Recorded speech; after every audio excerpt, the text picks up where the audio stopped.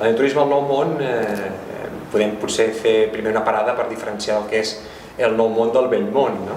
Al Vell Món parlem d'Europa, quan parlem d'enoturisme a Europa és l'enoturisme al Vell Món, perquè és on, diguéssim, tenim la història de la vinya, i el Nou Món és el nou món vitivinícola, aquell que s'ha descobert en els últims 100 anys, 150 anys, que és en aquell territori on s'han desenvolupat les vinyes de l'hemisferi sud, la zona del sud americà, el que és Xile, el que és Argentina, Sud-àfrica, Austràlia i també Nova Zelanda. Aquests són territoris, diguéssim, més recents en la cultura vitivinícola i per això se li diu el Nou Món. Quan la màquina del turisme comença a funcionar a Europa, en aquest Nou Món es comença també a desenvolupar certes activitats turístiques vinculades al món del vi. De fet, crec que l'origen de l'enoturisme és precisament el Nou Món. Tot i que aquí tenim orígens de moltes coses en l'àmbit del turisme del vi o de l'enoturisme, l'origen en si sorgeix especialment a Califòrnia, a l'època dels anys 60. Califòrnia als anys 60, un senyor que es deia Robert Mondavi, tenia una bodega en una vall propera a San Francisco que es diu Napa Valley, que ara avui tothom la coneix, i van passar una època bastant difícil en temes de la producció i de venda de vi en aquella època. Ell va pensar que precisament tenia un territori, unes poblacions, unes ciutats properes, que podien ser San Francisco i algunes altres de la vall tocant, diguéssim, a l'oceà Pacífic, que podia treure gent, que podia interessar a gent per visitar i per poder cobrar i fer diners de les visites i d'explicar els seus projectes vitivinícoles. I ell va començar una miqueta el que avui coneixem com enoturisme, que segurament el concepte s'ha estat ampliant d'una manera cada cop més potent, més àmplia, i segurament ja no parlem de les visites a les caves ni a les bodegues, sinó que parlem d'alguna cosa més, d'una experiència vinculada amb la cultura del vi. L'enoturisme al Nou Món, per tant, és una miqueta l'abanderat, el pioner, amb el que molts avui en dia des d'aquí ens fixem per fer i iniciar projectes enoturístics. Val a dir que en el Nou Món la cultura dels que van iniciar els projectes vitivinícoles va ser una cultura molt cooperativa també. Molts territoris, com per exemple Austràlia, que també van ser un dels pioners en l'enoturisme, van ser territoris on els que van arribar, els pioners que van arribar, es van repartir parts iguales als seus territoris per poder ser competitius, vendre aquells vins a uns mercats que els quedaven molt llunyans, a Europa, a Nord-Amèrica, havien de treballar molt de forma conjunta i en equip. I amb aquest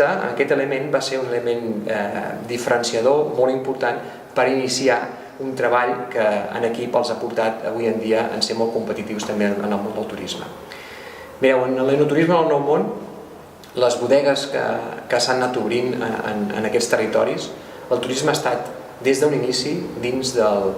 pla de negoci de l'empresa.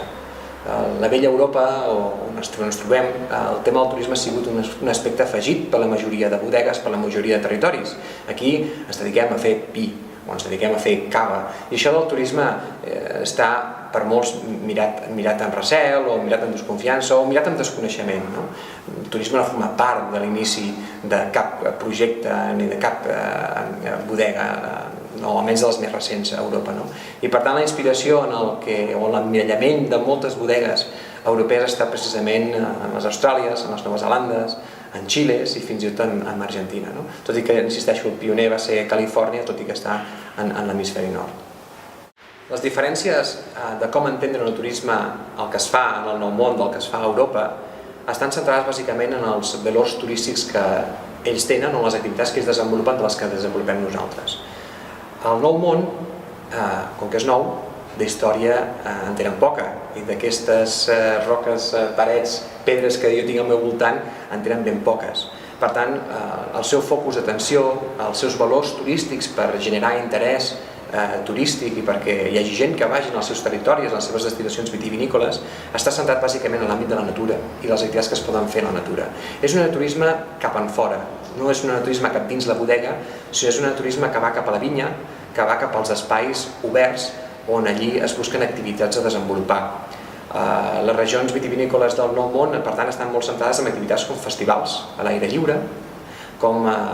les visites a vinyes, com les activitats que es poden desenvolupar de turisme actiu al voltant de les vinyes, perquè és un marc incomparable per poder fer aquestes activitats. I el seu principal valor turístic és parlem en general, és precisament aquest contacte amb l'àmbit de natura. És la gran diferència des del punt de vista de l'oferta naturística que tenim a Europa. A Europa, precisament, el que no ens falta és precisament això, aquest context històric, aquest valor històric d'aquest turisme de teleranya, que en moltes destinacions enoturístiques és principalment el principal valor turístic que tenen per atreure visitants. Que és curiós perquè a vegades en molts projectes enoturístics que s'inicien ara volen anar a buscar aquells aspectes que tenen al Nou Món, aquests aspectes outdoor, i menyspreuen d'alguna manera el que tenim aquí i que el turista el valora molt, que és aquest valor històric, cultural, que és una base fantàstica per després poder crear producte turístic, és a dir, poder crear una oferta que pugui ser atractiva perquè els turistes ens vinguin a veure.